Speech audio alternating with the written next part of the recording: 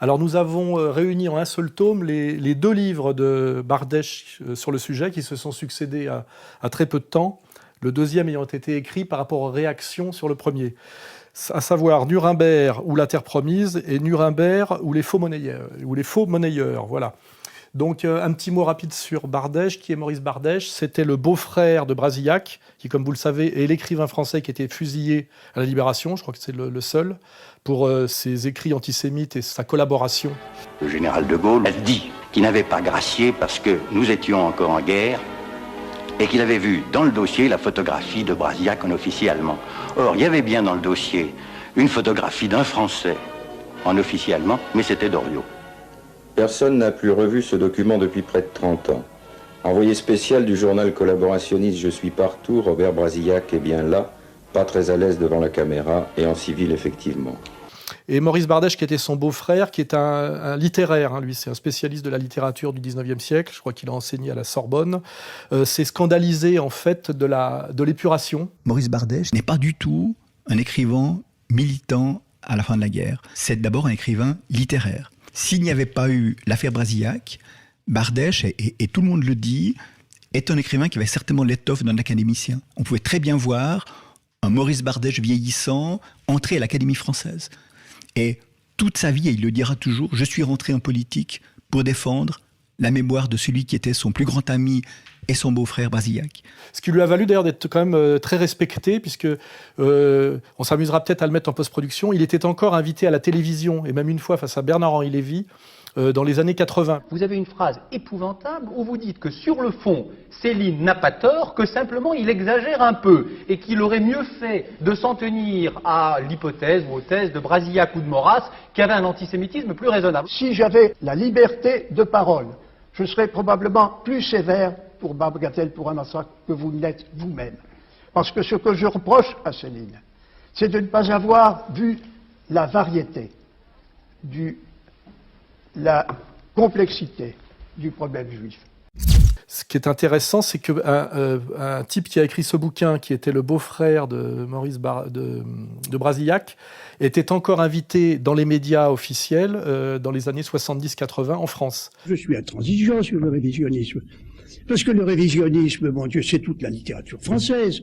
Le révisionnisme, c'est Voltaire, c'est Victor Hugo, c'est même Zola. C'est-à-dire qu'on faisait bien le distinguo entre la collaboration, un intellectuel qui réfléchit sur la collaboration mais qui n'a rien à se reprocher, alors qu'aujourd'hui, ça serait inconcevable. Ce qui est étrange, puisque plus on s'éloigne normalement d'une période de troubles et de conflits, plus normalement les consciences devraient s'apaiser. Vous trouvez que la France garde un fond d'antisémitisme? Je pense que oui.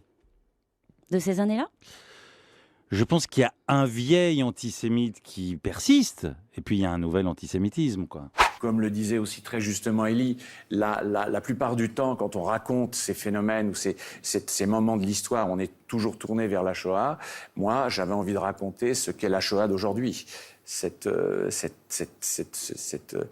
violence, cette brutalité. Or, vous remarquerez que sur le sujet de la Deuxième Guerre mondiale et tout ce que ça englobe, c'est l'inverse.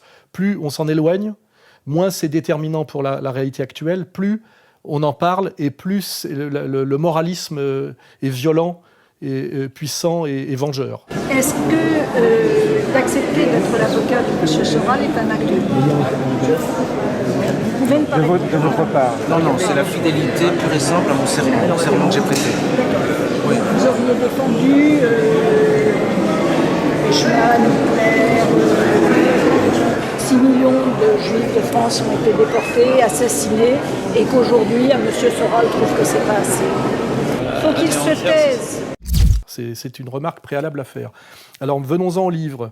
Alors, Nuremberg ou la Terre promise, c'est une critique du procès de Nuremberg. Procès de Nuremberg, vous le savez, qui consiste à faire un tribunal des vainqueurs pour juger les vaincus, c'est-à-dire les nazis. Le 20 novembre 1945 s'ouvrait en Allemagne le procès de Nuremberg. Il n'avait pas suffi aux vainqueurs de vaincre par les armes, il leur fallait aussi vaincre par leurs droits. À la fin de la Première Guerre mondiale, le traité de Versailles, en faisant des ennemis d'hier les oppresseurs économiques de l'Allemagne, avait permis à son peuple de se souder, de retrouver le chemin de la fierté en retrouvant celui de la prospérité, grâce à un système qui échappait aussi bien aux spéculateurs de Wall Street qu'au dirigisme soviétique. À la fin de la Seconde Guerre mondiale, Il ne fallait pas refaire cette erreur, il fallait en finir avec ce peuple qui menaçait les visées hégémoniques des uns et des autres sur l'Europe.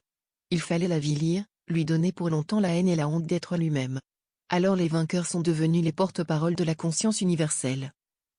Bardèche nous explique, comme le fait Carl Schmitt d'une autre manière, que c'est un changement radical du droit international et qu'on a changé de monde. C'est-à-dire que si on prend un exemple parlant, du temps de Napoléon, Napoléon était celui qui a, comment dirais-je, rivalisé avec toute l'Europe monarchique, qui s'est battu avec toute l'Europe monarchique. Il a été vaincu, mais on l'a finalement mis à l'île d'Elbe. Il est quand même parti pour refaire les 100 jours et Waterloo. Bon, on l'a mis à Sainte-Hélène, mais il n'a pas été question de le juger sur le plan moral, ni de l'assassiner sous prétexte qu'il aurait mené une atteinte contre le bien.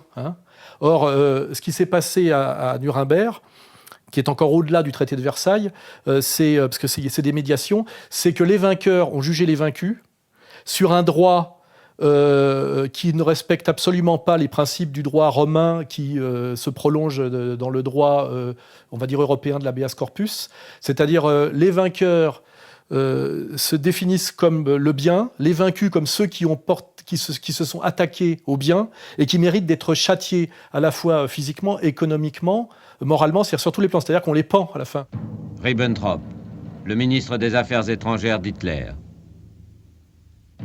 Keitel, le chef d'état-major des armées d'Hitler. Kaltenbrunner, le chef de la police d'Hitler. Rosenberg, le théoricien d'Hitler. Frank, l'homme de main d'Hitler. Frick, le ministre de l'Intérieur d'Hitler. Streicher, le chantre d'Hitler. On les tue tous. Voilà. Et intéressant aussi sur le procès de Nuremberg, c'est que il n'incombe pas à l'accusation la charge de la preuve. Statut du tribunal de Nuremberg. Article 19. Le tribunal ne sera pas lié par les règles techniques relatives à l'administration des preuves. Il adoptera et appliquera autant que possible une procédure rapide et non formaliste et admettra tout moyen qu'il estimera avoir une valeur probante. Article 21. Le tribunal n'exigera pas que soit rapportée la preuve de fait de notoriété publique, mais les tiendra pour acquis. On n'a pas à prouver que l'autre est en faute. Il est en faute parce que c'est comme ça, c'est le jugement d'autorité. Et en fait, pour bien comprendre l'importance de Nuremberg, c'est que Nuremberg n'a pas seulement diabolisé et tué les responsables du national-socialisme, ça a entraîné derrière le tribunal pénal de La Haye, la mort de Milosevic, jugé pour son refus du démantèlement de la Yougoslavie après la chute de l'URSS et l'évolution des rapports Est-Ouest. Crime de guerre, crime contre l'humanité, génocide. Slobodan Milosevic répondra ici de 66 actes d'accusation couvrant une décennie de guerre dans les Balkans. Ça a entraîné toute la période actuelle qui va jusqu'au droit d'ingérence humanitaire et au devoir d'ingérence militaire d'un Kouchner. Bernard Kouchner se distingue en se prononçant en faveur de l'intervention américaine en Irak en 2003. Remplacer un régime dictatorial et assassin par une démocratie, ça ne peut que faire du bien par où ça passe. C'est-à-dire qu'aujourd'hui, quiconque chef d'État, donc on parle bien des États, ne se soumet pas au nouvel ordre mondial, est considéré comme un comploteur contre la paix mondiale et sera pourchassé jusqu'à la mort.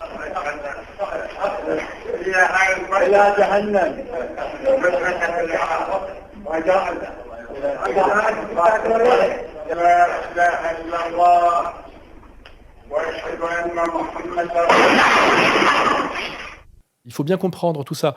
Et il y a des concepts qui sont nés à Nuremberg très importants, qui est le crime contre l'humanité, qui serait au-delà du crime de guerre. La troisième section de l'acte d'accusation est, comme la seconde, d'un type très classique. Il s'agit des crimes de guerre. Le tribunal se fonde ici sur un texte précis, les conventions de La Haye de 1907. Il appelle crimes de guerre les actes commis par les belligérants en violation de ces conventions, qui règlent les méthodes que les États souverains ont reconnues comme conformes au droit de la guerre. Mais on découvrit très vite que le droit international, promulgué, ne permettrait pas d'atteindre des actes qu'on voulait faire payer aux Allemands. On inventa donc une qualification nouvelle, celle de crime contre l'humanité. Et ce grief servit de titre à la section 4e de l'acte d'accusation. Mais comme on ne savait pas très bien où finissaient les crimes de guerre et où commençaient les crimes contre l'humanité et comme, d'autre part, on avait avantage à glisser sous une qualification incontestable des actes, qui dépendait en réalité de la qualification contestée, la 3e et la 4e section furent constamment confondues. Et on comprend d'ailleurs que crime contre l'humanité, c'est quand on touche à une certaine humanité. Et ça permet surtout de déclarer que ceux qui ont touché à cette humanité, ça a beaucoup à voir avec la communauté des élus, tout ça a beaucoup à voir avec la vision vétérotestamentaire du monde. Car tu es un peuple saint, Yahvé, ton Dieu. Yahvé, ton Dieu, t'a choisi pour être son peuple particulier, parmi tous les peuples répandus sur la terre. Eh ben, quand on a touché à la domination de ces élus, on a produit un crime contre l'humanité, ce qui vous vaut d'être sorti vous-même de l'humanité. On n'a plus de raison de vous traiter comme un humain, puisque vous avez porté atteinte à l'humanité.